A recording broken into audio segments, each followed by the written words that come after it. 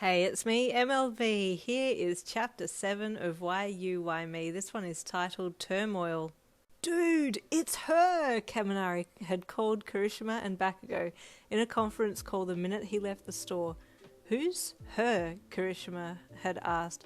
Yin! Kaminari yelled, almost jumping down the phone with excitement. Bakugou nearly dropped the phone when he heard your name. Where is she? He demanded. She works at the corner store around from school, Kaminari said, excitement still very evident in his voice. Well, did she say anything about me? Bakugou asked, trying not to sound too eager, but failing. Kaminari's face fell. Nah, dude, sorry, she didn't even recognize me, he said sadly. Bakugou snorted through the phone. That's because you don't matter. She would definitely recognize me. He puffed his chest out confidently. I'll see you tomorrow. I'll come too, Kirishima added, jumping in at the last minute. Make that 3 then, Kaminari chuckled. I want to be there when Bakugou comes face to face with his girlfriend. She's not my girlfriend, dunce face. I don't even care about her, Bakugou snapped. That was a lie. He did care. He just didn't want to acknowledge it. I'm going, bye. And with that, he hung up. What do you think, dude? Kaminari asked Kirishima. Do you think she'll remember him? They swapped bodies for a long time, so I'm guessing she would. She knows his body better than any of us. That's true, Kaminari mused. Well, I guess we'll see tomorrow then.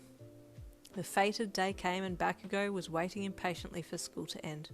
Why is this day taking so frickin' long? He thought, tapping his pen angrily against his desk and glancing at the clock again. Time was slowing down. Well, that's what it felt like for him. He glanced at the door, signalling his desire to leave, but couldn't go anywhere. Finally the bell rang, and he stood abruptly and marched out the door, grabbing his bag from his locker before heading out the front door. Kaminari and Kirishima scrambled to keep up, bags and books flying everywhere as they chased Bakugou down the hall. Where's the store? Bakugou asked abruptly, not looking at either Kaminari or Kirishima. It's this way, just keep walking, dude, Kaminari encouraged, falling in step just behind and a little to the side of Bakugou, while Kirishima was on the other side. All too soon they reached the store, and Bakugou felt his nerves straining. He grit his teeth and balled his fists to try and keep the anxiety at bay. He hadn't really thought of anything to say to you, but he pushed the door open anyway, walking in purposefully with his chest out. He looked up at the boy trio and recognized Kaminari from the other day. Bought your boyfriends, I see, you quipped playfully. Bakugou marched over to you and leaned down on the counter, looking you dead in the eye. Oi, he growled. You looked his face over, knitting your brows in concentration. You'd seen this guy before. You tilted your head and squinted at him, his brilliant red eyes piercing your soul. Then it happened. A fuzzy feeling came over you and you couldn't feel yourself. And you started to blank. You tried to speak but you couldn't, and your consciousness slipped slowly away as you fell into a seizure. You blacked out. Yin, are you okay? Your mum called to you. You opened your eyes and blinked at her, looking past her around the room. Where am I? You asked groggily. You're at the hospital, sweetheart. You had a seizure, she said softly, placing a hand on your arm. You thought back to what had happened just before you blacked out, and all you could remember were 2 red eyes staring at you. Those boys, you said, looking up at your mum. I was at the store and they just walked in. Yes, love, they called for help. I got their numbers so that you could thank them if you liked. She smiled at you.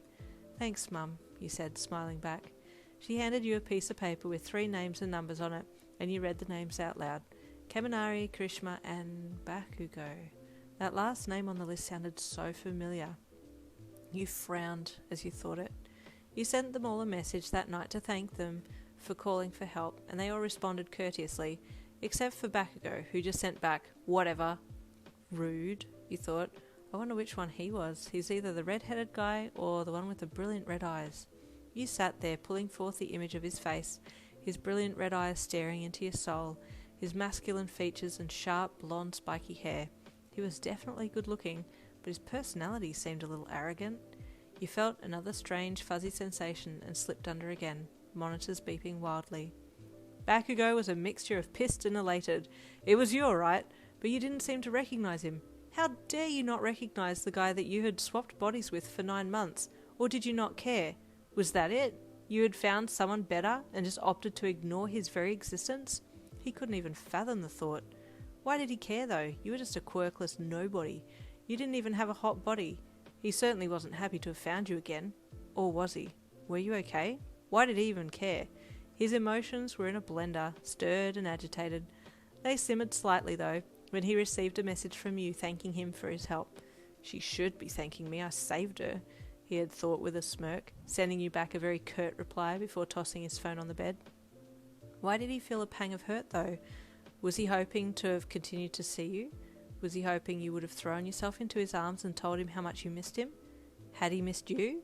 You bet he had, but he wasn't about to admit that. That was a sign of weakness. And there ends chapter 7. Stay tuned for chapter 8.